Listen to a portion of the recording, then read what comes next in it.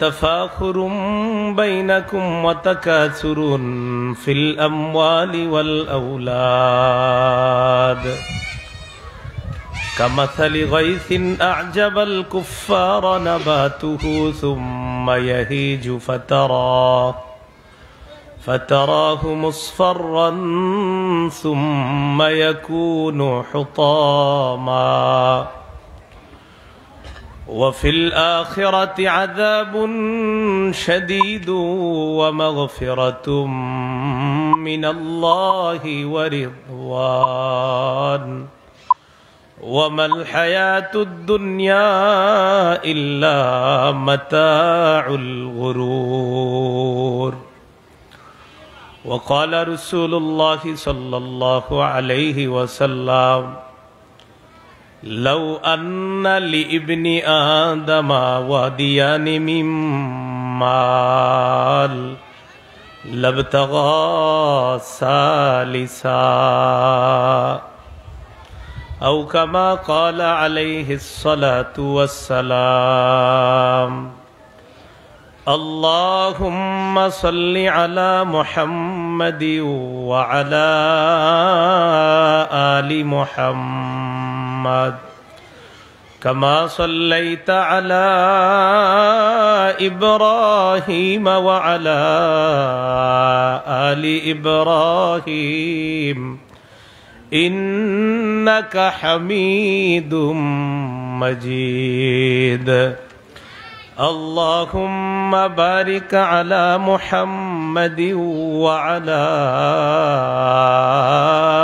آل محمد كما باركت على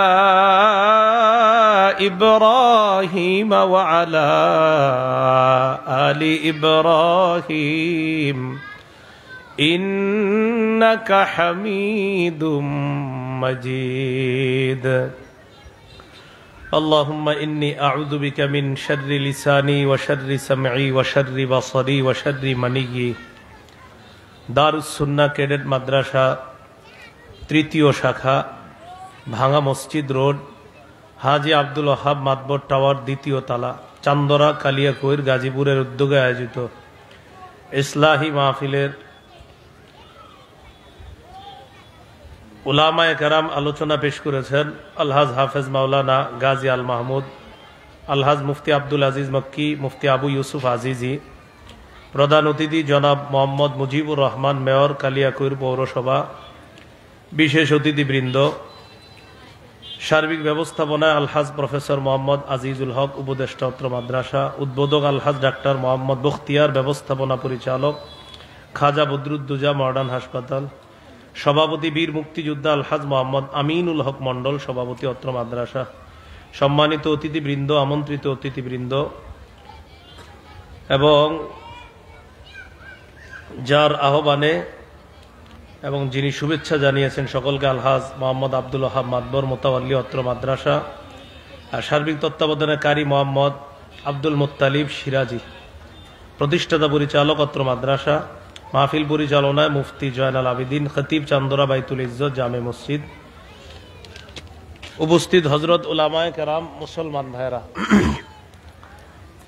বিভিন্ন বাসা বাড়ি ঘর বাড়িতে অবস্থানরত শ্রদ্ধা মা বোনেরা, আল্লাহ পাক রব্বুল আলামিনের দরবারে শুকরিয়া আদায় করছি। আল্লাহ আমাদেরকে এই ইসলাহি মাহফিলে উপস্থিত হওয়ার তৌফিক দান করেছেন বলে আলহামদুলিল্লাহ।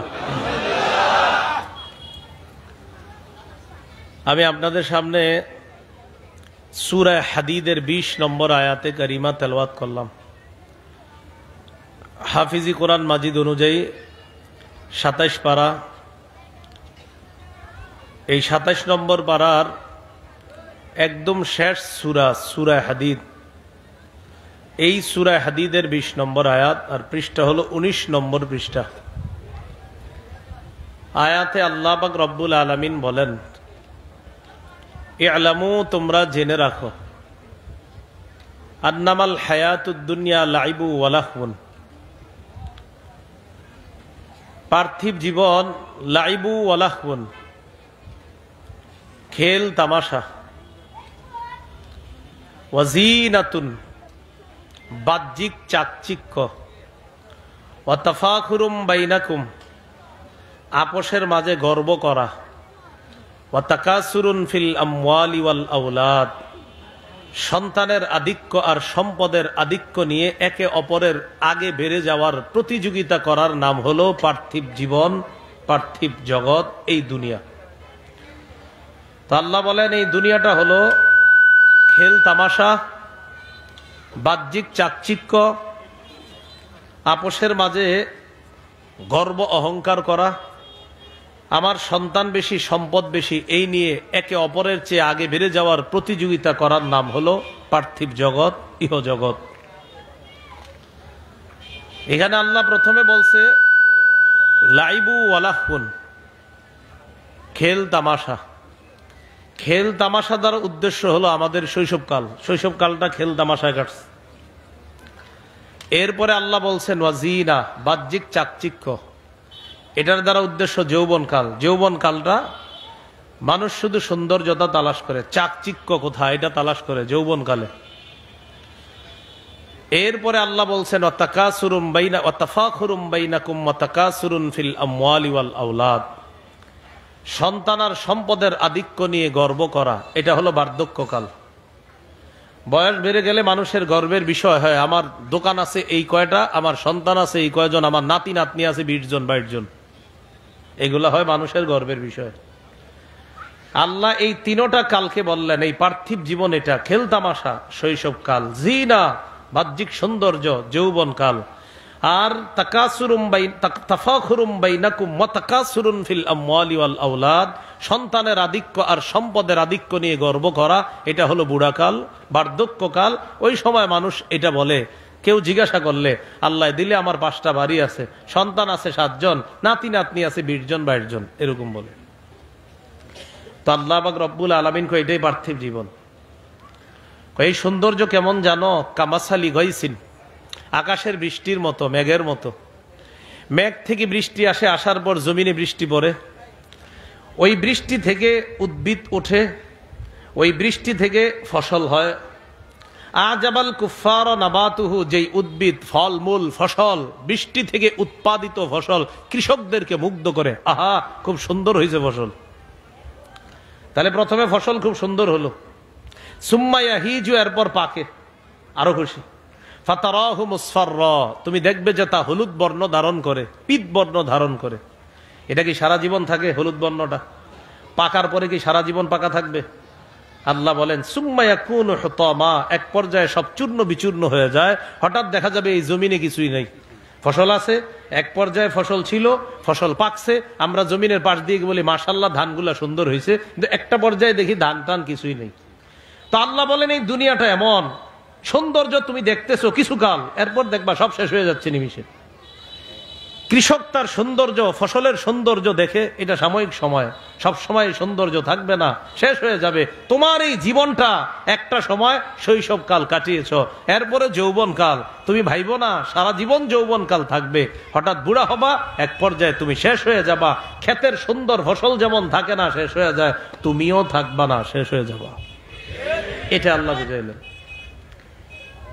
শেষে আল্লাহ বলেন ওয়ামাল হায়াতুদ দুনিয়া ইল্লা মাতাউল গুরুর, পার্থিব জীবন ধোঁকার কিছু উপকরণ ছাড়া আর কিছু না। পার্থিব জীবন ধোঁকার কিছু উপভোগ করা ছাড়া আর কিছু না। দুনিয়াতে মানুষকে শয়তান শুধু ধোঁকার মাধ্যমে আখিরাত থেকে বিমুখ করে রাখতে চায়। আল্লাহ আমাদের সকলকে হেফাজত করেন। এই হলো পার্থিব জীবন। দেখেন দুনিয়াতে হালাল সম্পদ কামাই করা নিষেধ না, কিন্তু হালাল সম্পদ কামাই করতে গিয়ে আখিরাত ভুলে যাওয়া এটা অন্যায়। হালাল সম্পদ কামাই করা নিষেধ না, কিন্তু হালাল সম্পদ আপনি কামাই করতে গিয়ে আখিরাত ভুলে গেলেন, এটা হবে না। সম্পদ কামাই করতেছেন, জোহরের আজানে মুয়াজ্জিন বলে হাইয়া আলাস সালাহ হাইয়া আলাল ফালাহ, আসো নামাজের দিকে আসো, আসো কল্যাণের দিকে আসো, আল্লাহ আমার মাধ্যমে তোমাকে ডাকতেছে, আসো তাড়াতাড়ি। তুমি আপনি হালাল রিজিক উপার্জন করতেছেন, মুয়াজ্জিন সাহেব ইকামতে বলতেছে কদ কামাতিস সালাহ কদ কামাতিস সালাহ, নামাজ শুরু হয়ে গেছে, নামাজ দাঁড়িয়ে গেছে, আসো। ওই মুহূর্তে দোকানের শাটার লাগিয়ে নামাজে চলে যাওয়া, এইটা হলো আপনি দুনিয়া সঠিকভাবে কামাই করা, যে আপনি দুনিয়া কামাই করতে গিয়ে আখেরাত ভুলে যান নাই। এটার নাম দুনিয়া যদি হয় তাহলে ঠিক আছে। দুনিয়ার হালাল সম্পদ কামাই করতে গিয়ে আপনি আখেরাত ভুলেন নাই, কিন্তু নামাজের পর নামাজ যাচ্ছে, আজানের পর আজান হচ্ছে, আর আপনি সম্পদ কামাই করতেছেন, আর কেউ জিজ্ঞাসা করলে বলেন আমি কি হারাম খাই? ঠিক আছে, আপনি হালালই খান, তো আখেরাত তো ভুলে যাচ্ছেন। এই জন্য সহিহ বুখারীর একটা বর্ণনা শুনেন, রাসূলুল্লাহ সাল্লাল্লাহু আলাইহি সাল্লাম বলেন, ইন্না হাদাল মাল খাদিরাতুন হুলওয়াতুন, এই সম্পদ সবুজ শ্যামল, হুলওয়াতুন সুমিষ্ট, এই সম্পদ সুমিষ্ট সবুজ শ্যামল। হাদিসের শেষের দিকে নবীজি বলেন, মান আখাযাহু বিহাক্কিহি, সম্পদ যদি কেউ সঠিকভাবে গ্রহণ করে, ওয়া ওয়াদাআহু ফি হাক্কিহি, আর সঠিক খাতে যদি ব্যয় করে। কি বলে দেখেন নবীজি, সম্পদ যদি কেউ সঠিকভাবে আয় করে আর সঠিক খাতে ব্যয় করে, ফানি'মাল মাউনা, আল্লাহ নবী বলেন এটা কতই না উত্তম সঞ্চয়, এটা কতই না চমৎকার সম্পদ। আয় করছে সঠিকভাবে, আবার সঠিক খাতে ব্যয় করছে, নবী এটা কতই না উত্তম, এটা কতই না নেয়ামতে পরিপূর্ণ সম্পদ। নবীজি আর পরেই বলতেছে, ওয়ামান আখাযাহু বিগাইরি হাক্কিহি, আর এই সম্পদকে যদি কেউ অন্যায়ভাবে গ্রহণ করে, কানা কাল্লাযী ইয়াকুলু ওয়া লা ইয়াশবাউ, সে ওই ব্যক্তির মতো যে শুধু খায় কিন্তু কখনো পরিতৃপ্ত হয় না। সম্পদ অন্যায়ভাবে যে গ্রহণ করে, নবী কয় সে তার মতো যে শুধু খায় কিন্তু পরিতৃপ্ত হয় না। আল্লাহ আমাদের সকলকে সঠিকভাবে সম্পদ আয় করে সঠিক খাতে সম্পদ ব্যয় করার তৌফিক দান করেন। সহিহ বুখারীর বর্ণনা 6425 নম্বর হাদিস। বাহরাইনের সাথে রাসূল সাল্লাল্লাহু আলাইহি সাল্লামের সন্ধি হয়েছে। কোন দেশ? বাহরাইন। বাহরাইনের গভর্নর বানায়া দিলেন নবীর এক সাহাবীকে, তার নাম আলা ইবনুল হাজরামি। মনে থাকবে নি? আলা একটু খালি মনে রেখেন, আলা, বাকিটা মনে না রাখলেও চলবে। পুরা নাম আলা ইবনুল হাজরামি, আর কি পুরা নাম যদি পারেন ভালো মনে রাখলে। আচ্ছা ভাই, নবীর একজন সাহাবী, এর দূর মনে থাকবে। আচ্ছা, নবীজির এক সাহাবীকে বাহরাইনের গভর্নর নিযুক্ত করলেন। বাহরাইনের সাথে রাসূলের সন্ধি চুক্তি। তো সন্ধি চুক্তি হওয়ার পর গভর্নর সাহেবকে নিযুক্ত করার পর নিয়ম হলো প্রতি বছর উনি ট্যাক্স উঠাবে, কর উঠাবে, কারণ মুসলমানরা তাদের জানমালের নিরাপত্তা দিবে। এই জন্য এটা আমরা প্রত্যেক দেশে আপনার ট্যাক্স দিতে হয়, কর দিতে হয়। তো এই ট্যাক্স উঠায়া নবীজির কাছে পাঠায়া দিবে যেই সাহাবী, ওনার নাম আলা ইবনুল হাজরামি। তো তিনি ট্যাক্স উঠাবে, কর উঠাবে। এটা আনার জন্য নবীজি কি করতেন, একজন সাহাবী পাঠায়া দিতেন, যাও ওটা গিয়ে নিয়ে আস। নবীজি যেই সাহাবীকে পাঠাইলেন ট্যাক্স আনার জন্য, তার নাম আবু উবায়দাহ ইবনুল জাররাহ। বাহরাইনের গভর্নর বানাইলেন যাকে, তার নাম হলো আলা, আর ট্যাক্স আনার জন্য যাকে পাঠাইলেন তার নাম আবু উবায়দাহ ইবনুল জাররাহ। এবার হাদিসটা শুনেন।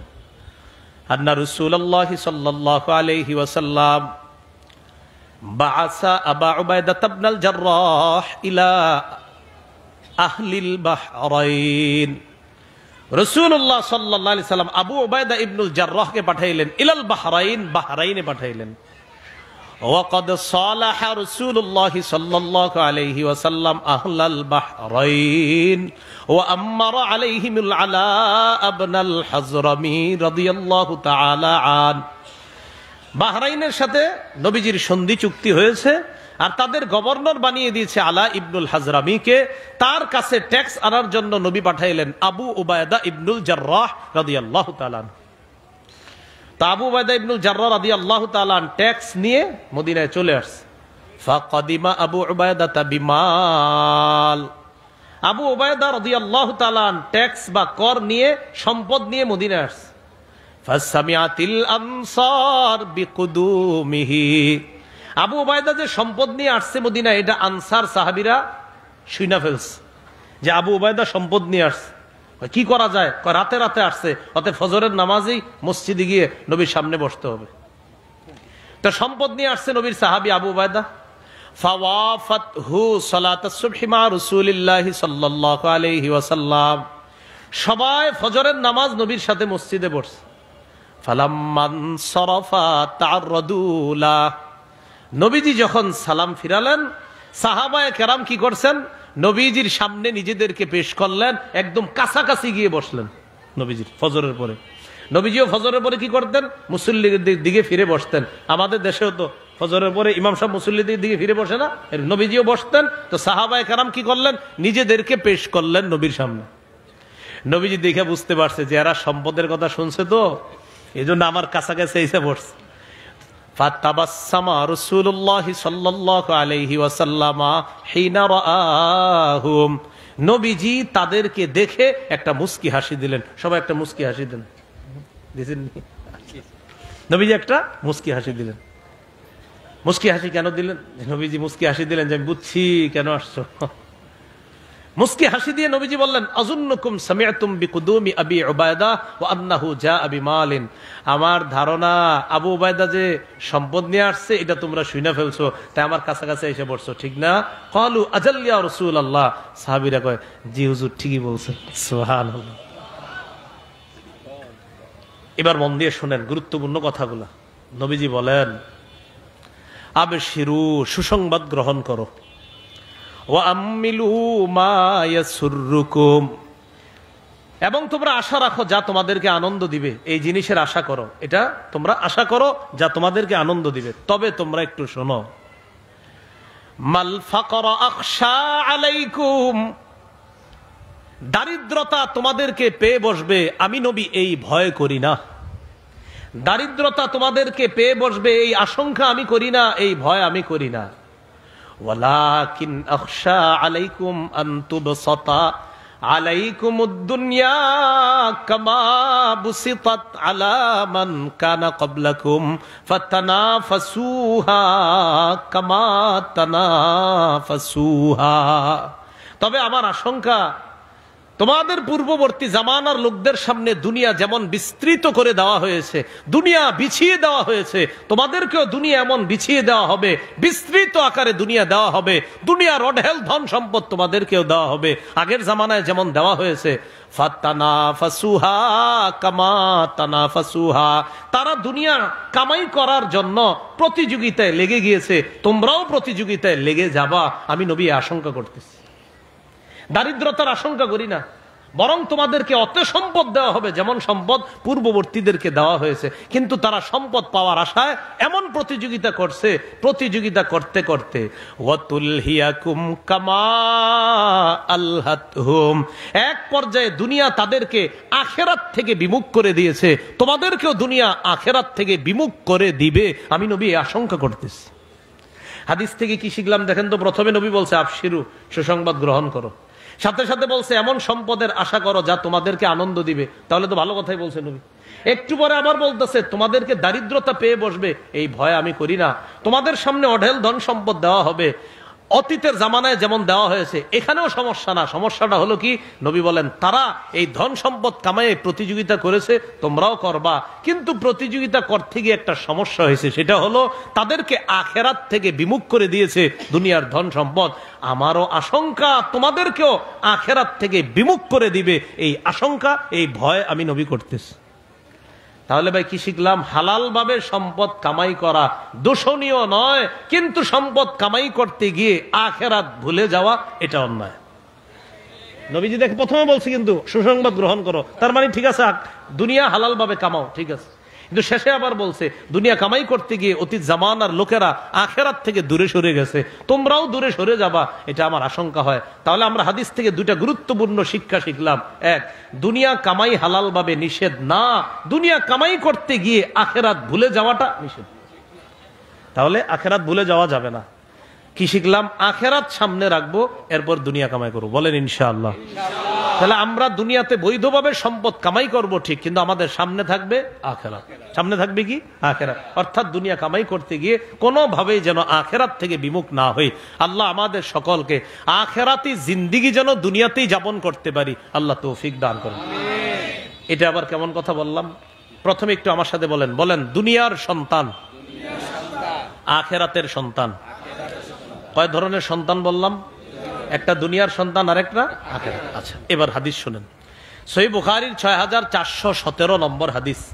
হাদিস বর্ণনা করার আগে ইমাম বুখারী রহমাতুল্লাহ আলাইহি আলী ইবনে আবি তালেব রাদিয়াল্লাহু তাআলা আনহুর একটা বক্তব্য আছে। সহিহ বুখারীর 6417 নম্বর হাদিসটা বর্ণনা করার আগে ইমাম বুখারী হযরত আলীর একটা বক্তব্য আনছেন, আনার পর এরপর হাদিসটা বলছে। তো হযরত আলীর বক্তব্যটা একটু শুনেন।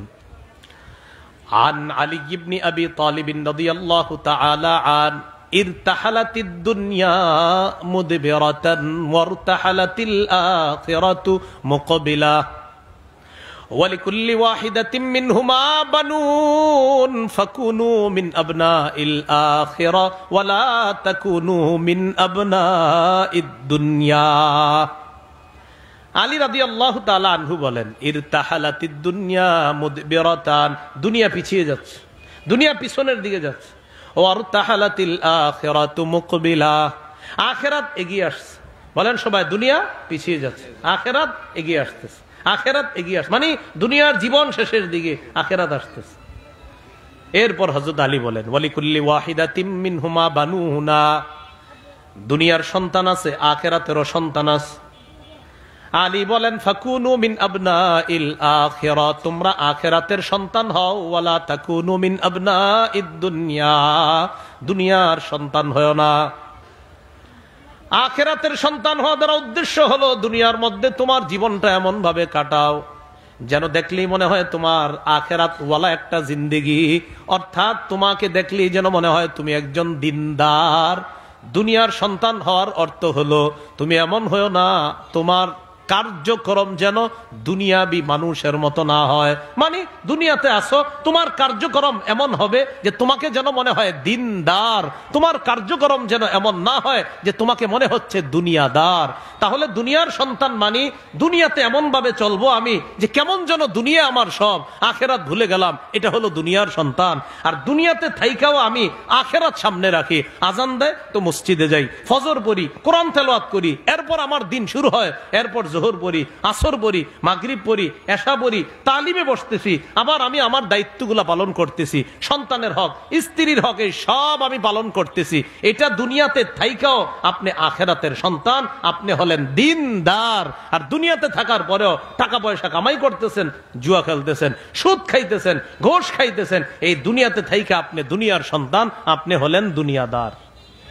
ভাই, দুনিয়াদার আর দিনদার বুঝে আসছে? তাহলে আমরা কি দুনিয়ার সন্তান হব না আখেরাতের? আসি কই বলেন? দুনিয়ায় আসি কোথায়? দুনিয়ায়। দুনিয়াতে থেকেও আখেরাতের সন্তান হতে হবে, আল্লাহ তৌফিক দান করেন। এটাই হযরত আলী বললেন, ফাকুনু মিন আবনাইল আখিরা, আখিরাতের সন্তান হও মানে দিনদার হও, ওয়ালা তাকুনু মিন আবনাইদ দুনিয়া, দুনিয়ার সন্তান হও না মানে দুনিয়াদার হও না। এজন্য রাসূলুল্লাহ সাল্লাল্লাহু আলাইহি সাল্লাম আমাদের জীবনের গুরুত্বপূর্ণ দুটি বিষয়কে গুরুত্ব দিতে বলছে। সবাই বলি, আমাদের জীবনে গুরুত্বপূর্ণ বিষয় কয়টা আছে? দুইটা। এই দুইটা গুরুত্বপূর্ণ জীবনের অংশকে গুরুত্ব দিব। বলেন, সময়, সুস্থতা। আবার সময়, সুস্থতা। আমাদের জীবনের গুরুত্বপূর্ণ দুটি নিয়ামতের কথা সবাই বলেন তো। সময়, সুস্থতা। সময়, সুস্থতা। সহিহ বুখারীর বর্ণনা 6412 নম্বর হাদিস। ক্বালা রাসূলুল্লাহ সাল্লাল্লাহু আলাইহি ওয়াসাল্লাম, নি'মাতানে মাগবুনুন ফীহিমা কাসীরুম মিনান নাস, আস-সিহহাতু ওয়াল ফারাগ। বলেন সবাই, দুটি নিয়ামতের ব্যাপারে বলেন। অধিকাংশ মানুষ ধোঁকার মধ্যে আছে, প্রতারণার মধ্যে আছে, উদাসীনতার মধ্যে আছে। বলেন তো, অধিকাংশ মানুষ কয় নিয়ামতের ব্যাপারে উদাসীন? এবার বলেন, আস-সিহহা, বলেন সুস্থতা, ওয়াল ফারাগ, অবসর সময়। এই দুইটা নিয়ামতের ব্যাপারে মানুষ উদাসীন, মানুষ প্রতারণার মধ্যে, মানুষ ধোঁকার মধ্যে। এই দুই নিয়ামত, একটা সুস্থতার নিয়ামত আর একটা অবসর সময়। সুস্থতার সময় দেখবেন জিকির করে না বেশি, দোয়া করে না বেশি, আল্লাহরে ডাকে না। অসুস্থ হইলেই আল্লাহ বাসান, আল্লাহ বাসান, অসুস্থ হইলে। তাহলে সুস্থতার সময় আল্লাহকে ডাকে না। আর আল্লাহ এটাই বলছে 25 পারা শুরু পৃষ্ঠা, وَإِذَا أَنْعَمْنَا عَلَى الْإِنسَانِ أَعْرَضَ وَنَأَى بِجَانِبِهِ। আমি যখন মানুষকে নেয়ামত দান করি, মানুষ আমারে এড়িয়ে চলে। আমি যখন মানুষকে নেয়ামত দান করি, ও আমার থেকে মুখ ফিরায় নেয়, আমারে এড়িয়ে চলে। কি বলতেছে আল্লাহ দেখেন, আমি ওরে নেয়ামত দিলে ও আমারে এড়িয়ে চলে, আমার থেকে মুখ ফিরায় নেয়। আমি আল্লাহ ওরে নেয়ামত দিলাম, ও আমার থেকে মুখ ফিরায় নেয়, আমারে পাশকাইটা চলে। وَإِذَا مَسَّهُ الشَّرُّ فَذُو دُعَاءٍ عَرِيضٍ। কোন বিপদ যখন তাকে স্পর্শ করে, লম্বা চওড়া দোয়াওয়ালা বনে যায়। কি বলছে দেখছেন? লম্বা চৌড়া দোয়া হবে না। আসসালামু আলাইকুম হুজুর, চলেন বাসায় দোয়া আছে। এই পর্যন্ত কোন হুজুরের বাসায় নিছেন যে আপনি সুস্থতার অবস্থা? খালি কোন হুজুর বিপদ আপদ। যখনই নেওয়ার পর হুজুরে আবার আপনার জিজ্ঞাসা করে, তো কেন আনছেন, কি করবো? হুজুর বিপদ আপদ লেগে রয়েছে, দোয়া করেন। সুস্থতার সময় কয়জন বলছেন হুজুর দোয়া করেন? রাসূলুল্লাহ সাল্লাল্লাহু আলাইহি সাল্লাম বলেন, দুটা নেয়ামতের ব্যাপারে মানুষ উদাসীন, এক সুস্থতা, দুই নাম্বার অবসর। সুস্থতার সময় আল্লাহ কয়, ওরে আমি নেয়ামত দিলে আমারে এড়িয়ে চলে, পাশ কাইটা চলে। আর যখন বিপদ দেই ওরে, তখন লম্বা চওড়া দোয়ার নাম, আল্লাহ বাঁচান, আল্লাহ বাঁচান। এজন্য আমার সাথে সবাই বলেন, বলেন বিপদে পড়ার সময়, বলেন যতটা না আল্লাহকে ডাকি এর চেয়ে বেশি সুখের সময় আল্লাহকে ডাকবো। তাহলে দুঃখের সময় আল্লাহকে যত ডাকি এর চেয়ে বেশি ডাকবো, কি অবস্থা? সুখের সময়। বলেন ইনশাআল্লাহ। তাহলে সুখের সময় আমাদের রবকে বেশি বেশি ডাকবো, কারণ রব সুখের মধ্যে রাখছে, তাই রবকে বেশি বেশি ডাকবো। বলেন ইনশাআল্লাহ। তাহলে কয় নেয়ামতে উদাসীন? একটা সুস্থতা, আর একটা হলো অবসর সময়। গার্মেন্টসে রওনা করছে, রওনা করার পরে গার্মেন্টসে আপনি আরো 1 ঘন্টা আছে, 1 ঘন্টা পরে কাজ শুরু করবেন।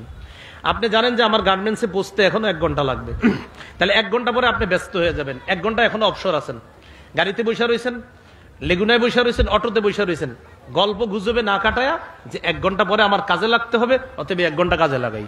সুবহানাল্লাহ, আলহামদুলিল্লাহ, লা ইলাহা ইল্লাল্লাহ, আল্লাহু আকবার। জান্নাতের মধ্যে জান্নাতীরা কোনো কিছুর আফসোস করবে না, একটা আফসোস করবে, ইস আরেকবার বেশি যদি ওই সময় আমি একটু কাজে লাগাইতে পারতাম, একটু বেশি যদি সুবহানাল্লাহ বলতে পারতাম, তো জান্নাতে আর একটা সময়, সময় কাজে লাগাবো। রাসূলুল্লাহ সাল্লাল্লাহু আলাইহি সাল্লাম বলেন, 5টি জিনিসের, বলেন তো কয়টা বিষয়কে মূল্যায়ন করব? 5টি। কয়টার আগে? 5টার আগে। মুস্তাদরাকে হাকিম বাইহাকির মধ্যে আসছে, ক্বালা রাসূলুল্লাহ সাল্লাল্লাহু আলাইহি ওয়াসাল্লাম, ইগতানিম খামসান ক্বাবলা খামসিন, শাবাবাকা ক্বাবলা হারামিক। রাসূলুল্লাহ সাল্লাল্লাহু আলাইহি সাল্লাম বলেন, 5টি জিনিস তোমার জীবনে আসার আগে 5টি জিনিসকে মূল্যায়ন করো। 1 নম্বর, শাবাবাকা ক্বাবলা হারামিক, বার্ধক্য আসার আগে যৌবন কালকে মূল্যায়ন করো। বার্ধক্যে পৌঁছার আগে যৌবন কালকে মূল্যায়ন করো। 2 নম্বর, ওয়াসিহ্হাতাকা ক্বাবলা সাকামিক, অসুস্থ হওয়ার পূর্বে সুস্থতার অবস্থাটাকে তুমি মূল্যায়ন করো। 3 নম্বর, ওয়াফারাগাকা ক্বাবলা শুগুলিক, ব্যস্ত হওয়ার পূর্বে অবসর সময়টাকে তুমি মূল্যায়ন করো। ওয়াগিনাকা ক্বাবলা ফাকরিক, গরিব হয়ে যাওয়ার আগে টাকা পয়সাগুলাকে মূল্যায়ন করো, ধনাঢ্যর অবস্থাটাকে মূল্যায়ন করো। দরিদ্র হওয়ার আগে ধনী অবস্থাটাকে মূল্যায়ন করো, হালাল টাকাটা সঠিক খাতে কাজে লাগানোর চেষ্টা করো দরিদ্র হওয়ার আগে। 5 নাম্বার, ওয়া হায়াতাকা ক্বাবলা মাউতিক, মরার আগে জীবনটাকে মূল্যায়ন করো, মরার আগে জীবনটাকে মূল্যায়ন করো। আমি আবার বলছি, রাসূলুল্লাহ সাল্লাল্লাহু আলাইহি সাল্লাম বলেন, 5টি জিনিসকে মূল্যায়ন করো 5টি জিনিসের আগে। 1 নম্বর, শাবাবাকা ক্বাবলা হারামিক, বার্ধক্যে পৌঁছার আগে যৌবন কালটাকে মূল্যায়ন করো। 2 নম্বর, ওয়াসিহ্হাতাকা ক্বাবলা সাকামিক, অসুস্থ হওয়ার আগে সুস্থতা অবস্থাটাকে মূল্যায়ন করো। 3 নম্বর, ওয়াফারাগাকা ক্বাবলা শুগুলিক, ব্যস্ত হওয়ার আগে অবসর সময়টা মূল্যায়ন করো। 4 নম্বর, ওয়াগিনাকা ক্বাবলা ফাকরিক, দরিদ্র হওয়ার আগে ধনাঢ্য অবস্থাটাকে তুমি মূল্যায়ন করো। 5 নম্বর, ওয়া হায়াতাকা ক্বাবলা মাউতিক, মরার আগে তোমার এই জীবনটাকে তুমি মূল্যায়ন করো।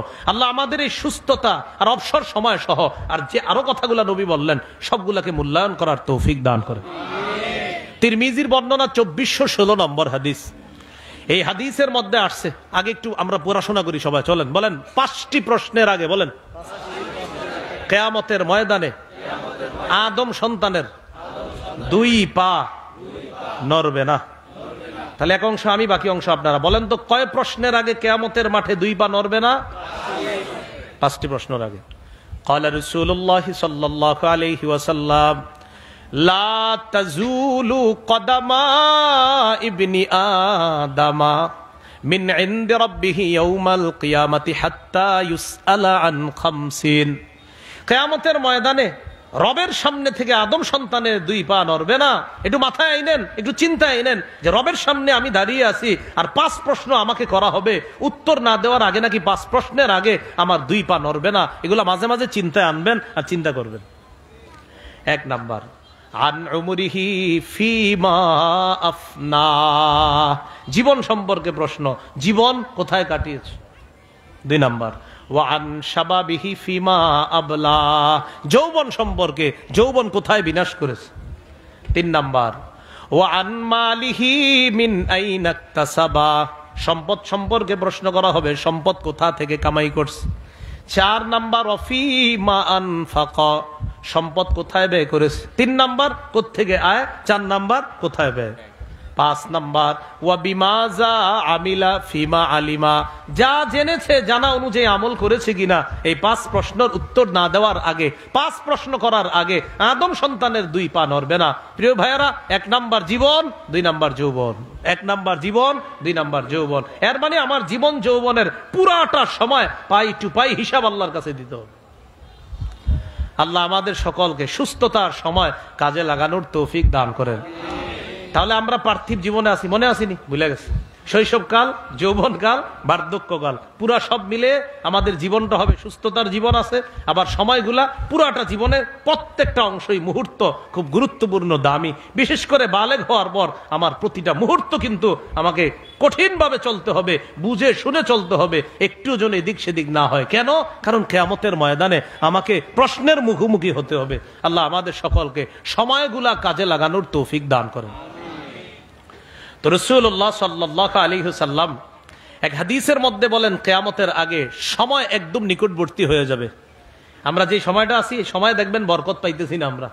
জুমা আজকে শুক্রবার না, এই দেখবেন হঠাৎ আবার শুক্রবার এসে গেছে, সময় কেমন যেন বরকত হচ্ছে না। এটা তিরমিজি তো আছে, তিরমিজির বর্ণনা 2332 নম্বর হাদিস। এই হাদিসের মধ্যে আছে, ক্বালা রাসূলুল্লাহ সাল্লাল্লাহু আলাইহি ওয়াসাল্লাম, লা তাকুমুস সাআতু হাত্তা ইয়াতাকারাবাজ জামান হাত্তা তাকুনাস সানাতু কাশ-শাহরি ওয়াশ-শাহরু কাল-জুমআ ওয়া তাকুনুল জুমআতু কাল-ইয়াওম ওয়া ইয়াকুনুল ইয়াওমু কাস-সাআ ওয়া তাকুনুস সাআতু কাদ-দারমাতি বিন-নার। রাসূলুল্লাহ সাল্লাল্লাহু আলাইহি সাল্লাম বলেন, লা তাকুমুস সাআতু হাত্তা ইয়াতাকারাবাজ জামান, সময় পরস্পর নিকটবর্তী হওয়ার আগ পর্যন্ত কিয়ামত সংগঠিত হবে না। কিয়ামতের আগে সময়ের একদম বরকত কমে যাবে। হাত্তা তাকুনাস সানাতু কাশ-শাহরি, বছর হবে মাসের মতো। ওয়াশ-শাহরু কাল-জুমআ, মাস হবে সপ্তাহের মতো। ওয়া তাকুনুল জুমআতু কাল-ইয়াওম, 7 দিন হবে একদিনের মতো, সপ্তাহ হবে একদিনের মতো। ওয়া ইয়াকুনুল ইয়াওমু কাস-সাআ, একদিন হবে 1 ঘন্টার মতো। ওয়া তাকুনুস সাআতু কাদ-দারমাতি বিন-নার, ঘন্টা হবে অগ্নিস্ফুলিঙ্গের মতো। আগুনের উপরে একটা অগ্নিস্ফুলিঙ্গ হঠাৎ উপরে যায়, আবার নিচে নামে যেমন দ্রুত, ঘন্টা এত দ্রুত চলে যাবে। তো এখন আপনারা একটু চিন্তা করে দেখেন, রমজান মাস কিছুদিন আগে কাটাইছে, আবার দেখবেন হঠাৎ আপনার বলা হবে আগামীকাল থেকে তারাবি শুরু। হঠাৎ দেখবেন সময়, আমরা এমন একটা সময় আছি। তো এই জন্য দেখেন, এই সময় খুব গুরুত্ব সহকারে কাটানো, আমরা যেন প্রতিটা মুহূর্ত সঠিকভাবে কাটাইতে পারি। আল্লাহ তৌফিক দান করেন। প্রত্যেকটা মুহূর্ত যাচ্ছে, আমার বয়স বাড়তেছে, আমার আমল নামা বাড়লো কিনা এটা চিন্তা করা। তিরমিজির বর্ণনা 2329 নম্বর হাদিস। ক্বালা রাসূলুল্লাহ সাল্লাল্লাহু আলাইহি ওয়াসাল্লাম, রাসূলুল্লাহ সাল্লাল্লাহু আলাইহি সাল্লামকে প্রশ্ন করা হলো, আইয়ুন নাসি খায়রুন ইয়া রাসূলুল্লাহ, হুজুর কোন মানুষটা সবচেয়ে উত্তম? নবীজি বললেন, মান তালা উবরুহু ওয়া হাসুনা আমালু, যার বয়স বাড়ছে, আমল সুন্দর হয়েছে, এই মানুষটা সবচেয়ে উত্তম মানুষ। সুবহানাল্লাহ। আবার বলছি, নবী বললেন, জিজ্ঞাসা করলেন, আইয়ুন নাসি খায়রুন, হুজুর কোন মানুষটা সবচেয়ে উত্তম? নবী বললেন, মান তালা উমরুহু ওয়া হাসুনা আমালু, যার বয়স বাড়ছে, আমল সুন্দর হয়েছে, এই মানুষটা সবচেয়ে উত্তম। এবার প্রশ্ন করা হলো, আইয়ুন নাসি শাররুন ইয়া রাসূলুল্লাহ, হুজুর কোন মানুষটা সবচেয়ে খারাপ, সবচেয়ে নিকৃষ্ট? নবী বললেন, মান তালা উমরুহু ওয়া সাআ আমালু, যার বয়স বাড়ছে, আমল খারাপ হইছে। বয়স বাড়ছে, আমল খারাপ। কাকায় চা খায় খালি বয়ে বয়ে, কেউ কাকা নামাজে যাইতেন না? আরে জামু, যাও তুমি। হ্যাঁ, কাকা নামাজে চলেন, দাওয়াত দিতেছে, কাশমু যাও। আরে কাকা আপনার বয়স তো 60-70 হয়ে গেছে, আসেন না। তুমি বেশি বুঝো, কাকা নামাজে আসেন, নামাজে আসেন। আল্লাহ রাসূল বলছে, সবচেয়ে নিকৃষ্ট এই মানুষ, যার বয়স বাড়ছে, তার আমল খারাপ, এই মানুষ সবচেয়ে নিকৃষ্ট। এই জন্য মুরব্বী যারা আছে, অনেক মাশাআল্লাহ বেশিরভাগ মুরব্বী তো মাশাআল্লাহ নামাজ পড়ে, কিন্তু যেই মুরব্বী কয়েকজন নামাজে আসতেছে না, যেই মুরব্বীদেরকে নামাজের দাওয়াত দিলে বলে বেশি বুঝো ইত্যাদি বইলা বলে যে তুমি যাও, আমার চেয়ে বেশি বুঝো, তোমার চেয়ে বয়স আমার কম, সাথে সাথে আপনি বলবেন কাকা আপনার বয়স আসলেই বেশি, কিন্তু নবীজি হাদিসে বলছে যার বয়স বেশি আর আমল খারাপ সে সবচেয়ে নিকৃষ্ট, এটা নবী বলছে, নবী হাদিসে বলছে। তাহলে বয়স বাড়তেছে আর আমল খারাপ হইতেছে, নবী বলেন এটা শাররুন, এটা সবচেয়ে নিকৃষ্ট। আল্লাহ আমাদের জীবনের প্রত্যেকটা মুহূর্ত কাজে লাগানোর তৌফিক দান করেন। তো বলছিলাম শৈশবকাল, যৌবনকাল, বার্ধক্যকাল, এটা হলো জীবন। আল্লাহ বলছেন এইভাবে ওমাল হায়াতুদ দুনিয়া ইল্লা মাতাউল গুরুর, এই পার্থিব জীবন ধোকার একটা জায়গা ছাড়া আর কিছু না। তাহলে এবার আমার সাথে বলেন, বলেন প্রকৃত জীবন, আখিরাতের জীবন। আবার প্রকৃত জীবন কোন জীবন? সহিহ বুখারীর 6413 নম্বর হাদিস, এই হাদিসের বর্ণনা, ক্বালা রাসূলুল্লাহ সাল্লাল্লাহু আলাইহি ওয়াসাল্লাম আল্লাহুম্মা লা আইশা ইল্লা আইশুল আখিরা ফাসলিহিল আনসার ওয়াল মুহাজিরা। নবীজি বলেন হে আল্লাহ আখিরাতের জীবন প্রকৃত জীবন। নবীজি বলতেছে হে আল্লাহ আখিরাতের জীবন প্রকৃত জীবন। আল্লাহ আনসার আর মুহাজিরদেরকে আপনি সংশোধন করেন, পরিশুদ্ধ করেন। আমার সাহাবী আনসার মুহাজিরদেরকে তাদেরকে সংশোধন করেন, তাদেরকে পরিশুদ্ধ করেন। নবীর এই দোয়া আল্লাহ এত কবুল করছে যে সাহাবায়ে কেরামের প্রতি আল্লাহ এত খুশি হয়েছে, তাদের জীবনের প্রতি আল্লাহ এত খুশি। রাদিয়াল্লাহু আনহুম ওয়া রাদু আন, সাহাবায়ে কেরামের প্রতি আল্লাহ খুশি হয়ে গেছে, সন্তুষ্ট হয়ে গেছে, আর সাহাবীরাও আল্লাহর প্রতি সন্তুষ্ট হয়ে গেছে। সহিহ বুখারীর বর্ণনা 6414 নম্বর হাদিস, এই হাদিসের বর্ণনাকারী সাহাল ইবনে সাদ আস-সাঈদী রাদিয়াল্লাহু তাআলা তিনি বলেন কুন্না মা রাসূলিল্লাহি সাল্লাল্লাহু আলাইহি ওয়াসাল্লাম ফিল খানদাক, আমরা রাসূলুল্লাহ সাল্লাল্লাহু আলাইহি সাল্লামের সাথে খন্দকে ছিলাম। খন্দক একটা যুদ্ধের নাম, খন্দক মানে গর্ত খনন করা। সালমান ফারসি রাদিয়াল্লাহু তাআলা আনহুর পরামর্শে রাসূলুল্লাহ সাল্লাল্লাহু আলাইহি সাল্লাম গর্ত খনন করলেন যেন কাফেররা উপাস থেকে এই পাশে আসতে কষ্ট হয়। এই গর্ত খননের কাজে আল্লাহর নবী নিজে হাত মুবারক খরচ করে, হাতের কষ্ট ব্যয় করে নবী নিজে অংশগ্রহণ করছে, নবী নিজে গর্ত করছে। তো সাহাবী কি বলে দেখেন, সাহাল ইবনে সাদ আস-সাঈদী রাদিয়াল্লাহু তাআলা আনহু বলেন আমরা নবীর সাথে খন্দকে ছিলাম, ওয়া হুয়া ইয়াহফিরু, নবী নিজে গর্ত খনন করতেছে, ওয়া নাহনু নানকুলুত তুরাব, আমরা মাটি বহন করে করে স্থানান্তরিত করছিলাম। দেশ গ্রামে মাটি কাটা দেখছেন, একজন কাইটা দেয় আর অন্যরা নেয়। তো নবীজি কাটতেছে আর আমরা মাটি বহন করতেছি, আবার অন্যরাও কাটতেছে। মজার বিষয় যে নবীজিও কাটতেছে, এটা হলো আশ্চর্যের বিষয়। সুবহানাল্লাহ। তো নবীজি হঠাৎ তাকায় দেখে সাহাবায়ে কেরামের খুব কষ্ট হইতেছে, এক তো আপনার গরম, আবার পাথুরে জমিন, তো কাটা কত কষ্ট। সাহাবীদেরকে সান্ত্বনা দেওয়ার জন্য আর কাজের গতি বাড়ানোর জন্য তো সাহাবীরা বলে ওয়ায়ামুরু বিনা, নবী আমাদের পাশ দিয়ে অতিক্রম করলেন, আমাদের দিকে তাকায়া বললেন আল্লাহুম্মা লা আইশা ইল্লা আইশুল আখিরা ফাগফির লিল আনসারি ওয়াল মুহাজিরা। নবী তাদেরকে উৎসাহ দেওয়ার জন্য বললেন আল্লাহ আখিরাতের জীবন, প্রকৃত জীবন, আমার এই আনসার মুহাজির সাহাবীদের সকলকে আপনি মাফ করে দেন। সুবহানাল্লাহ। কাজের গতি বাড়ায়, আমাদের নবী এত সুন্দর দোয়া করে, তারও কাজ করি। রাসূল সাল্লাল্লাহু আলাইহি সাল্লাম আমাদের শিক্ষা বল, প্রকৃত জীবন কোনটা? আখিরাত। এটাই প্রকৃত জীবন, আখিরাতের জীবন। এটা আমার বলার মূল উদ্দেশ্য যে প্রকৃত জীবন আখিরাতের। আখিরাতের জীবনে যদি জান্নাতি হয়ে যেতে পারি, বলেন ইনশাআল্লাহ। ইনশাআল্লাহ। আল্লাহ আমাদের সকলকে আবার জান্নাতে যেন দেখা করায় দেয়। আমিন। সহিহ বুখারীর 6415 নম্বর হাদিস, এই হাদিসের বর্ণনাকারীও সাহাল ইবনে সাদ রাদিয়াল্লাহু তাআলা তিনি বলেন ক্বালা রাসূলুল্লাহ সাল্লাল্লাহু আলাইহি ওয়াসাল্লাম মাউদিউ সাউতিন ফিল জান্নাহ খায়রুম মিনাদ দুনিয়া ওয়া মা ফিহা, জান্নাতে চাবুক রাখার জায়গা, জান্নাতে চাবুক পরিমাণ জায়গা, একটা চাবুক রাখবেন যতটুকু জায়গা লাগবে, এই জান্নাতের চাবুক পরিমাণ জায়গা পুরা দুনিয়াতে যা কিছু আছে এর চেয়ে উত্তম। তাহলে বলেন কোন জীবন প্রকৃত জীবন? কোন জীবন প্রকৃত জীবন? তাহলে ওই জীবনে চাবুক রাখার জায়গা দুনিয়ার জীবনে যা কিছু আছে এর চেয়ে উত্তম। ওয়ালা গাদওয়াতুন ফি সাবিলিল্লাহি আও রাওহাতুন খায়রুম মিনাদ দুনিয়া ওয়া মা ফিহা, আল্লাহর রাস্তায় এক সকাল আর এক বিকাল সারা দুনিয়ার যা কিছু আছে এর চাইতে উত্তম। এই হাদিসের শেষে এটা আছে। সহিহ বুখারীর 6416 নম্বর হাদিস। এই হাদিসের বর্ণনাকারী আব্দুল্লাহ ইবনে ওমর রাদিয়াল্লাহু তাআলা আনহুমা। এই আব্দুল্লাহ ইবনে ওমর রাদিয়াল্লাহু তাআলা আনহুমার কাঁধে, এই কাঁধ, এটা কাঁধ না, এই কাঁধে নবীজি সাল্লাল্লাহু আলাইহি সাল্লাম হাত রাখছে। একটু ভাবেন তো, নবী তার সাহাবীর কাঁধে হাত রাখছে, একটু সবাই কল্পনা নেন দৃশ্যটা কত চমৎকার। হ্যাঁ, আব্দুল্লাহ ইবনে ওমর রাদিয়াল্লাহু তাআলা আনহুমা বলেন, আখাযা রাসূলুল্লাহ সাল্লাল্লাহু আলাইহি সাল্লাম বিমানকিবি, নবী আমার কাঁধ ধরছে। কোন নুসখা আছে বিমানকিবি গিয়া আবার দুই কাঁধে হাত রাখছে। সুবহানাল্লাহ। হাত রাখার পর আমাকে বললেন, কুন ফিদ দুনিয়া কাআন্নাকা গরীব আও আবিরু সাবিল।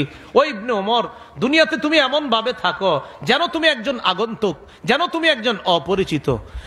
আও আবিরু সাবিল, অথবা তুমি একজন মুসাফির। আচ্ছা, আমি আগন্তুক, আমি অপরিচিত। মুমিন, নবীজির হাদিসের মাধ্যমে বোঝা যায় মুমিন এমন যে কেমন যেন সে আগন্তুক, সে অপরিচিত। হুজুর, তাহলে আমার পরিচয়ের জায়গা কোনটা?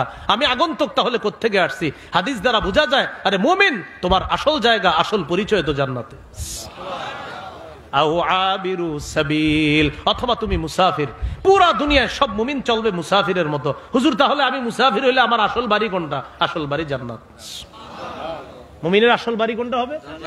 এই জন্য এখানে মুমিন থাকবে আগন্তুকের মতো, মুসাফিরের মতো। ইবনে ওমর রাদিয়াল্লাহু তাআলা আনহুমা এবার যে কথাটা বললেন, এটা স্বর্ণাক্ষরে লিখে রাখার মতো, পকেটে রাখবেন। ডেলি গার্মেন্টসে যখন আসবেন, বিভিন্ন ফ্যাক্টরিতে কাজে যাবেন, এটা সকালে একবার দেখবেন, সন্ধ্যা একবার দেখবেন। ইবনে ওমর কি বলে দেখেন, ইদা আমসাইতা ফালা তানতাজিরিস সাবাহ وَإِذَا أَصْبَحْتَ فَلَا تَنْتَظِرِ الْمَسَاءَ إِذَا أَمْسَيْتَ فَلَا تَنْتَظِرِ الصَّبَاحَ। বলেন আমার সাথে সবাই, যখন সন্ধ্যায় উপনীত হও, সকালের অপেক্ষা করো না। যখন সকালে উপনীত হও, সন্ধ্যার অপেক্ষা করো না। প্রিয় ভাইয়েরা, কর্মস্থলে দিনের প্রথমে একটু তাকাইবেন লেখাটার দিকে। ইবনে ওমর বলতেছে, সকালবেলা বেঁচে আসো এখনো, সন্ধ্যার অপেক্ষা করো না। সন্ধ্যায় দেখা চিন্তা করবেন যে ইবনে ওমর বলতেছে, ওই বুখারীর ওই হাদিসের শেষে, সন্ধ্যায় বেঁচে আসো, সকালের অপেক্ষা করো না। কথাটা ডেলি দেখবেন যে কি বলতেছে কথাটা। সন্ধ্যায় বেঁচে আসো, সকালের অপেক্ষা করো না। সকালে আল্লাহ বাঁচায় দিছে, সন্ধ্যার অপেক্ষা করো না। এরপরে বলতেছে, ওয়াখুজ মিন সিহহাতিকা লিমারাদিকা ওয়া মিন হায়াতিকা লিমাউতিকা। তুমি সুস্থতা অবস্থায় অসুস্থ অবস্থার জন্য কিছু গ্রহণ করো, আর জীবনে থাকতে মৃত্যুর পরবর্তী জীবনের জন্য তুমি কিছু গ্রহণ করো। সুস্থতা অবস্থায় কি গ্রহণ করবেন? আপনি সুস্থ আছেন, কিছু ইবাদত বন্দিগি নিয়মিত করতেছেন, অসুস্থ হওয়ার পরে আর করতে পারেন নাই। আবার বলছি, সুস্থ অবস্থায় কিছু ইবাদত করতেছেন আপনি, অসুস্থ হওয়ার পর ইবাদতটা করতে পারেন নাই। ইবাদত না করলেও সব বন্ধ হবে না। এটা কেমন কথা বললাম? হ্যাঁ, হাদিসে আসছে, মুসনাদে আহমদ 6895 নম্বর হাদিস। এই হাদিসের মধ্যে আসছে, রাসূলুল্লাহ সাল্লাল্লাহু আলাইহি সাল্লাম বলেন, ইন্নাল আবদা ইযা কানা আলা তরিকাতিন হাসানাতিন মিনাল ইবাদা সুম্মা মারিদা কিলা লিল মালাকিল মুআক্কালি বিহি উকতুবু লাহু বিমিসলি আমালিহি ইযা কানা তলিকা। রাসূলুল্লাহ সাল্লাল্লাহু আলাইহি সাল্লাম বলেন, কোন বান্দা যখন সঠিক একটা ইবাদতের পদ্ধতি গ্রহণ করে, সুস্থ অবস্থায় মনে করেন ডেলি আমল করেন একটা, হঠাৎ অসুস্থ হয়ে গেছেন, অসুস্থ হওয়ার পর ওই বান্দার আমল নামা যে লেখে, ওই নিয়োজিত ফেরেশতাকে আল্লাহর পক্ষ থেকে বলা হয়, উকতুব লাহু বিমিসলি আমালিহি ইযা কানা তলিকা। বান্দা সুস্থ থাকতে যে আমল করলে সওয়াব লেখতা, এখনো সওয়াব লিখতে থাকো। ও তো এখন অসুস্থ, তো আমি আল্লাহ তো কম দেই না। ও অসুস্থ, তাই আমল করতে পারতেছে না, আমি রব তো কম দেই না, আমার বান্দাকে আমি কম দিব কেন? ও অসুস্থতার কারণে আমলটা করতে পারে নাই, কোনো সমস্যা নাই, আমল নামা বন্ধ করবা না, জারি রাখো, সব লিখতে থাকো। এই জন্য সুস্থ অবস্থায় বললাম, ওই যে আমরা খালি অসুস্থ হইলে আল্লাহরে ডাকি। সুস্থ অবস্থায় বেশি বেশি ইবাদত করবেন, তাহলে কি হবে যে আপনি প্রতিদিন একটা ইবাদত করেন, প্রতিদিন প্রতিদিন, হঠাৎ অসুস্থ হয়ে গেছেন, আল্লাহ তো জানে যে আমার এই বান্দা সুস্থ থাকলে আমলটা করতো। এই ফেরেশতারা, সওয়াব লেখা বন্ধ করো না, আমার বান্দা অসুস্থ তাই না আমলটা পারছে না করতে, বাস সওয়াব লিখতে থাকো।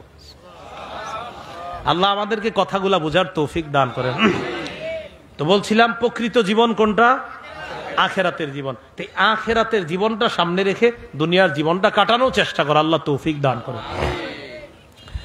আব্দুল্লাহ ইবনে মাসউদ রাদিয়াল্লাহু তাআলা আনহুর বর্ণনা, রাসূলুল্লাহ সাল্লাল্লাহু আলাইহি সাল্লাম হাদিসের মধ্যে বলছে, লম্বা হাদিস, এই হাদিসে আল্লাহ রাসূল সাল্লাল্লাহু আলাইহি সাল্লাম দুনিয়া আর আখেরাতের মানুষগুলা তারা কিভাবে কাটাবে, কত সুন্দরভাবে তাদের জীবনটা হবে, এই ব্যাপারে লম্বা আলোচনা বুখারীর হাদিসের মধ্যে আছে। 6417 নম্বর হাদিসের মধ্যে রাসূল সাল্লাল্লাহু আলাইহি সাল্লাম আখেরাত সম্পর্কে আলোচনা করছে, যে কিভাবে মানুষ দুনিয়ার ধোকায় না পড়ে আখেরাতের মুখী হতে পারে, এই আলোচনাগুলো লম্বাভাবে করছে। এরপর সহিহ বুখারীর কিতাবুর রিকাকের 6420 নম্বর হাদিসের মধ্যে ইমাম বুখারী একটা বর্ণনা আছে, মানুষের অন্তরটা খালি যুবক হইতে থাকে, মানুষ যত বুড়া হয় অন্তর তত যুবক হয়। দেখেন কি বলে, আবার বলছি, 6420 নম্বর হাদিসে নবী বলেন, লা ইয়াজালু কলবুল কাবীরি শাবান ফিসনাতাইন। কয় বুড়া মানুষের অন্তর দুই ক্ষেত্রে যুবক হয়। বলেন, বুড়া মানুষের অন্তর কয় ক্ষেত্রে যুবক হয়? এক নাম্বার ফি হুব্বিদ দুনিয়া, দুনিয়ার ভালোবাসার ক্ষেত্রে তার অন্তর খালি যুবক হয়। দুই নাম্বার ওয়াতুলিল আমাল, লম্বা আশার ক্ষেত্রে তার অন্তর খালি যুবক হয়। একটা হলো হুব্বিদ দুনিয়া, দুনিয়ার ভালোবাসা, আর একটা লম্বা আশা। এই হলো, এই ক্ষেত্রে তার অন্তরটা খালি যুবক হইতে থাকে। কেউ কাকা মন এত খারাপ কেন বলল না? 5টা ছেলে ইতালিতে আছে, তো মাশাআল্লাহ ভালো কথা। বেতন কেমন পায়? 12-13 লাখ পায়। আর 6 নম্বর ছেলেটা বাংলাদেশে 50,000 টাকা মাত্র পায়, এটার এখনো কোনো কিল কেনারা করতে পারি নাই। কন্ডা ভালো না, বয়স 75 কাকার। রাসূলুল্লাহ সাল্লাল্লাহু আলাইহি সাল্লাম বলেন, লা ইয়াজালু কলবুল কাবীরি শাবান, বুড়া মানুষের অন্তর দুই ক্ষেত্রে খালি যুবক হয়, খালি যুবক হয়। ফি হুব্বিদ দুনিয়া, দুনিয়ার ভালোবাসা, ওয়াতুলিল আমাল, আর হলো লম্বা আশা। তো যাই হোক, বুড়া মানুষের অন্তর এই দুই ক্ষেত্রে যুবক যদিও হয়, আখেরাত যেন ভুলে না যায়। ভাই কি বললাম? আখেরাত যেন ভুলে না যায়। সহিহ বুখারী 6421 নম্বর হাদিসে আছে, ইয়াকবারু ইবনু আদম ওয়া ইয়াকবারু মাহু ইসনান, আদম সন্তান বড় হয়, ওয়া ইয়াকবারু মাহু ইসনান, দুই ক্ষেত্রে তার আশাটাও বড় হয়।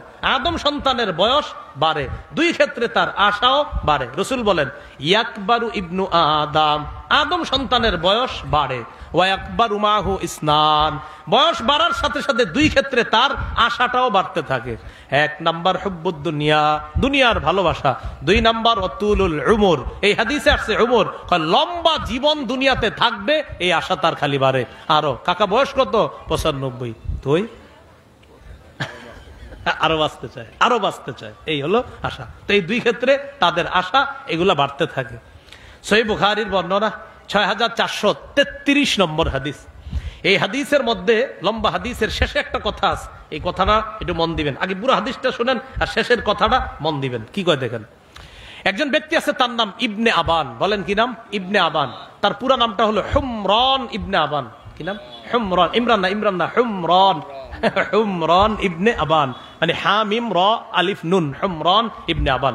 ইমাম বুখারী মূল সনদে, মূল মতন, মানে মূল হাদিসের উপরে আনছে আন্না ইবনে আবান, শেষে আবার ইমাম বুখারী লিখে দিছে যে ইবনে আবান হলো হুমরান ইবনু আবান। এই হুমরান ইবনু আবান থেকে বর্ণনা, তিনি বলেন, আতাইতু উসমান ইবনে আফফান রাদিয়াল্লাহু তাআলা আন বিতুহুরিন ওয়া হুয়া জালিসুন আলাল মাকাইদ। ওসমান গনি রাদিয়াল্লাহু তাআলা এক জায়গায় বসা, আমি তার কাছে ওযুর পানি নিয়ে গেলাম, ওযুর পানি। ফাতাওয়াদ্দা ফাহসানাল উযুআ, তিনি সুন্দরভাবে ওযু করলেন। ওযু করার পর হযরত ওসমান বললেন, রাআইতুন নাবিয়্যা সাল্লাল্লাহু আলাইহি ওয়াসাল্লাম তাওয়াদ্দা, আমি আল্লাহর রাসূলকে ওযু করতে দেখেছি, ফি হাদাল মজলিসি, এই মজলিসে। হযরত ওসমান বলেন, আমি নবীরে এই মজলিসে ওযু করতে দেখেছি। সুম্মা ক্বালা ফাহসানাল উযুআ, নবী সুন্দরভাবে ওযু করছে। সুম্মা ক্বালা, এরপর আল্লাহ নবী বলছে, মান তাওয়াদ্দা মিসলা হাযাল উযু, আমি নবী যে এইভাবে ওযু করলাম, এইভাবে যদি আমার কোনো উম্মত ওযু করে, সুম্মা আতাল মাসজিদা, এরপর যদি সে মসজিদে আসে, সুম্মা রাকা রাকাতাইন, এরপর যদি সে 2 রাকাত নামাজ পড়ে, সুম্মা জালাসা, এরপর কিছু সময় মসজিদে বসে থাকবে, গুফিরা লাহু মা তাকদ্দামা মিন যামবি, তার আগের সব গুনাহ মাফ করে দেওয়া হবে। সুন্দরভাবে ওযু করবেন, ওযু করে মসজিদে যাবেন, 2 রাকাত নামাজ পড়বেন, এরপর একটু বসবেন, নবীজি বলেন আগের গুনাহ মাফ। আমি কিন্তু শেষ কথাটা এখনো বলিনি। এই হাদিসের শেষে নবী বললেন, সুম্মা ক্বালা রাসূলুল্লাহ সাল্লাল্লাহু আলাইহি ওয়াসাল্লাম লা তাগতাররু, হে আমার উম্মত, তোমরা দুনিয়ার ধোঁকা খেও না। লা তাগতাররু, ধোঁকা খেও না তোমরা, এই পার্থিব জগতের ধোঁকা খেও না। তোমাদের প্রকৃত জীবন প্রকৃত জীবন লা তাগতাররু, হাদিসের শেষে নবী বলছে লা তাগতাররু, ধোঁকা খেও না। এজন্য প্রিয় মুসলমান ভাইয়েরা, নেককার মানুষ দুনিয়া থেকে আস্তে আস্তে বিদায় নিচ্ছে। এই নেককাররা থাকতে তাদের থেকে যত বেশি উপকৃত হওয়া যায়, গাজীপুরের ওলামায়ে কেরামের তাদের যত কাছাকাছি যাইতে পারবেন, আল্লাহওয়ালা বুজুর্গ যারা তাদের যত কাছে যাইতে পারবেন, কাছের ওলামায়ে কেরামদেরকে বেশি গুরুত্ব দিবেন, তাদের যত সোহবত নেওয়া যায়। সহিহ বুখারী 6434 নম্বর হাদিসে আসছে, ইয়াযহাবুস সালিহুনা আল আউয়াল ফাল আউয়াল, নেককার মানুষ একে একে চলে যাবে। নবী বলেন ইয়াযহাবুস সালিহুনা আল আউয়াল ফাল আউয়াল, নেককার মানুষগুলো একে একে চলে যাবে। রাসূলুল্লাহ সাল্লাল্লাহু আলাইহি সাল্লাম বলেন নেককার মানুষগুলো একে একে চলে যাবে। এই কথা বলার পর নবী বলেন ওয়া তাবকা হুফালাতুন কাহুফালাতিশ শাঈরি আওয়াত তামরি, এরপর অব্যবহার্য খেজুরের অংশের মতো কিছু অপদার্থ মানুষ বেঁচে থাকবে। ভালো মানুষগুলা চলে যাবে, হুফালা যেগুলা বেঁচে থাকবে সব অকেজু অপদার্থ, এরা কাজের মানুষ না। লা ইউবালিহিমুল্লাহু বালাতান, আল্লাহ তাদেরকে কোনো গ্রাহ্যই করবে না, এদেরকে আল্লাহ কোনো গ্রাহ্য করবে না। ভাই নেককাররা কিন্তু চলে যাচ্ছে। আপনি দেখেন গত 2-3 বছর আমাদের দেশে বড় বড় বুজুর্গ আলেমরা বিদায় নিচ্ছে, হ্যাঁ অনেক। তো এই জন্য ওলামায়ে কেরাম নেককার যারা, তাদের সোহবতে বেশি বেশি যান, আখিরাতের ফিকির তাদের কাছ থেকে শিখার চেষ্টা করেন, আল্লাহ তৌফিক দান করেন।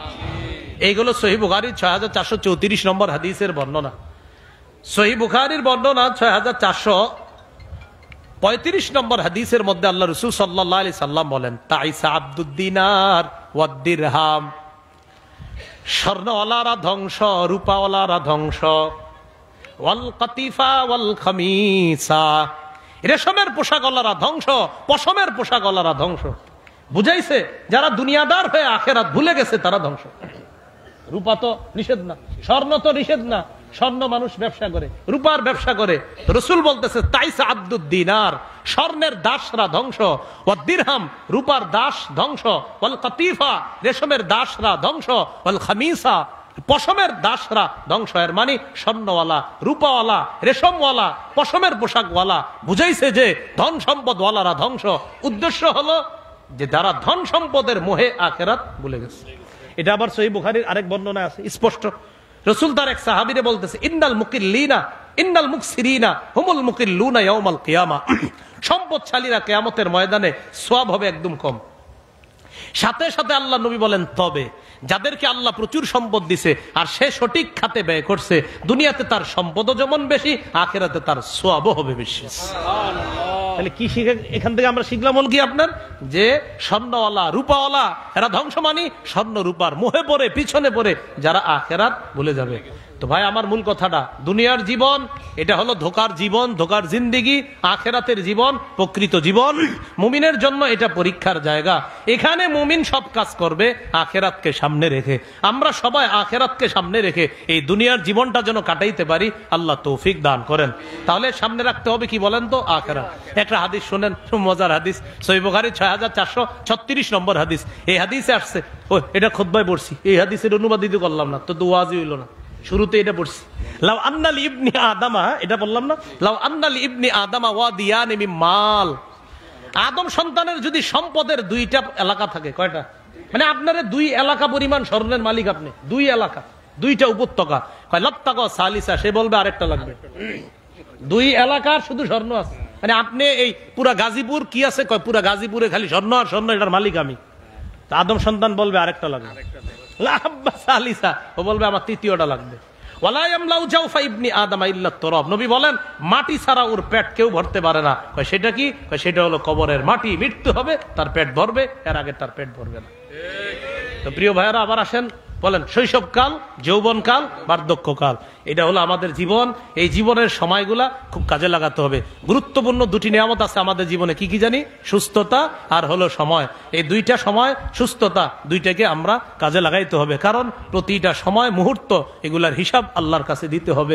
আল্লাহ আমাদের সকলকে এই দুনিয়ার মধ্যে আমরা যখন কাটাবো, আমরা যেন আখিরাতের সন্তান হয়ে দুনিয়াটায় কাটাতে পারি। মনে আছেন হযরত আলীর কথা, আখিরাতের সন্তান হয়ে যেন দুনিয়ার জীবনটা আমরা শেষ করতে পারি। আল্লাহ তৌফিক দান করেন। সুবহানাল্লাহি ওয়া বিহামদিহি, সুবহানাকাল্লাহুম্মা ওয়া বিহামদিকা, আশহাদু আল্লা ইলাহা ইল্লা আনতা, আস্তাগফিরুকা ওয়া আতুবু ইলাইক। মিম্বরের আমানত যারা অতিথি নিয়েছেন, আপনাদের জন্য সুসংবাদ হলো পঞ্চম ষষ্ঠ খণ্ড বের হয়েছে। আগে তো 4 খণ্ড বের হয়েছিল। আমি গত বছর বলছিলাম বের হবে, সবাই খালি জিজ্ঞাসা করছেন কবে কবে কবে, তো আমি খালি বলতাম আসতেছে আসতেছে, আইসা গেছে, অনলাইনে পাওয়া যাচ্ছে।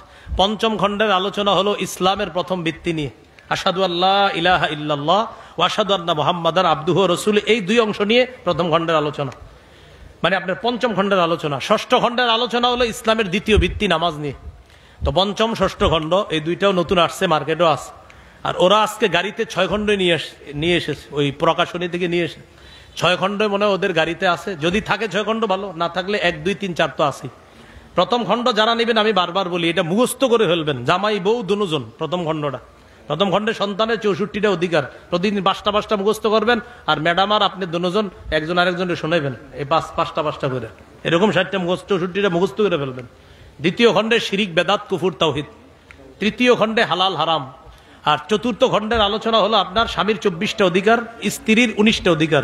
এগুলো আপনারা দোনোদল ভালো করে পড়বেন মাসায় নিয়ে। পঞ্চম খণ্ডে তো বললাম ইসলামের প্রথম ভিত্তি, ষষ্ঠ খণ্ডে ইসলামের দ্বিতীয় ভিত্তি। সবগুলা যদি থাকে ভালো কথা, ওই গাড়ির কাজ না ভাঙা গাড়ি থেকে দেখেন আছে কিনা সবগুলা সংগ্রহ করতে পারে। আল্লাহ আমাদের সকলকে যে কথাগুলা বললাম শুনলাম। আচ্ছা সভাপতি 1 মিনিট শুধু দেন।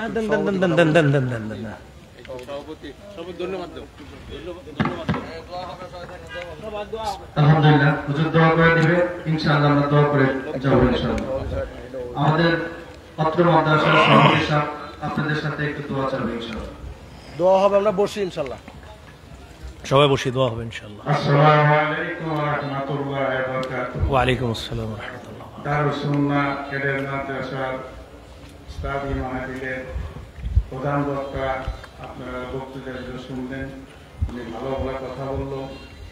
আমরা আসলে এর আগে অনেক বক্তরা হয়ে গেছে যে হুজুররা বক্তব্য দেয় ঠিকই, কিন্তু যখন বক্তব্য দেয় তখন আমাদের কাছে খুব ভালো লাগে, তখন আমরা কিন্তু বাহবা দিই, মারহাবা বলি, কিন্তু যখনই বাসায় যাই তখন আর এগুলো মনে থাকে না। এই যে হুজুর আজকে যে কথাগুলো বললো, আমি ওনার কাছে ওনার কথাগুলো এত সুন্দর লাগছে আমার কাছে, আমি তা কষ্ট করে, যত আমি অসুস্থ তারপরে কষ্ট করে ওনার বক্তব্য শোনার জন্য আমি বসে আছি। ওনার উস্কানিমূলক বক্তব্য আছে? কে বলতে পারবেন যে উনি কোন উস্কানিমূলক বক্তব্য দিছে? উনি যতগুলো কথা বলছে সবগুলো কথা হাদিস কোরআনের মাধ্যমে কথা বলছে, কোন আলতু ফালতু কোনো কথা বলেন নাই। তো যা হোক, আমি আপনাদের কাছে অনুরোধ রাখবো যে উনি যে কথাগুলো বলছে এটা আমল করার জন্য চেষ্টা করবেন। চেষ্টা করলে আমাদের আখিরাতে অবশ্যই সুফল হবে ইনশাআল্লাহ। আর আমাদের যে দারুল সুন্নাহ কেডার মাদ্রাসার আমি সভাপতি, আমি এখানে সভাপতিরা হইতে কারণে হুজুরকেও দেখলাম, বা ওনার যে আরো হুজুর আছে তাদেরও অনেক অভিজ্ঞতা আছে, ভালো ভালো পরিবেশ আছে, এই হিসাব করে আমি এখানে আসি। তা আপনারা আসেন মাদ্রাসা, আপনি অনেক কষ্ট করছেন, সন্তানগুলা এই মাদ্রাসায় ভর্তি করেন, অবশ্যই লাভ হবে। দেখেন ভাই, এই দুনিয়া কিচ্ছু না, কোন কিচ্ছুই না। আমি একটা কথা বলি, হুজুর একটু টাইম দিব? জি। আমি, আমার বয়স প্রায় 70 বেশি। আমাদের আমলে কোরআন শিক্ষা, মাশাআল্লাহ কোরআন শিক্ষার কোন ছিল না, একটা হুজুর ছিল, আমরা কিন্তু আসলে কতগুলো মাদ্রাসা আছে, প্রত্যেকটা মাদ্রাসা এই বর্তমানে এই বয়সে আইসা আমাদের ভাঙ্গা মসজিদের হুজুর, মাশাআল্লাহ, উনি এই পর্যন্ত 4টা ব্যাচ না হুজুর, 4টা ব্যাচ অলরেডি গেছে। মাশাআল্লাহ।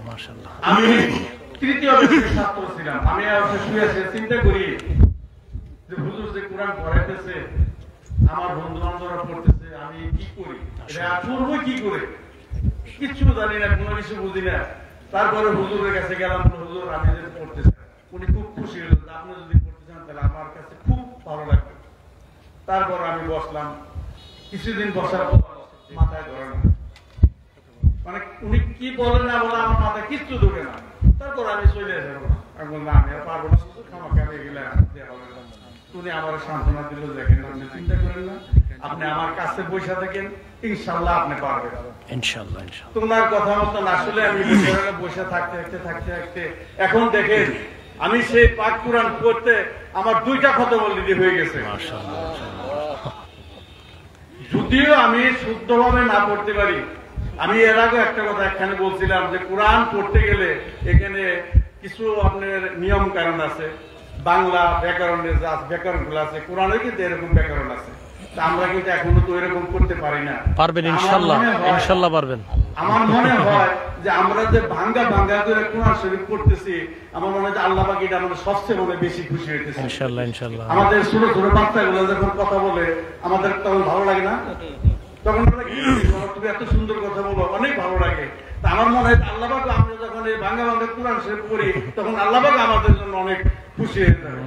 কষ্ট যাও, আমি আর কথা বলবো না, হুজুরকে অনেক কষ্ট দিলাম, একটু কথা বলেন আমার জন্য, আপনারা দোয়া করবেন। আর মাদ্রাসা ক্যাডের জন্য আপনারা একটু দোয়া করবেন, আপনাদের ছেলে মেয়েকে এখানে ভর্তি করেন। ইনশাআল্লাহ আমি দেখবো যদি কোনো সমস্যা হয়, আমার বাড়ির কাছে, এই যে এখানে আমার বাড়ি, আপনারা আসবেন, আমি দেখবো সেটা। তার কথা বাড়াবো না, এ বলে আমার কথা শেষ করছি। আসসালামু আলাইকুম ওয়া রাহমাতুল্লাহ। ওয়ালাইকুম আসসালাম। اللهم صل على محمد وعلى آل محمد كما صليت على إبراهيم وعلى آل إبراهيم إنك حميد مجيد. اللهم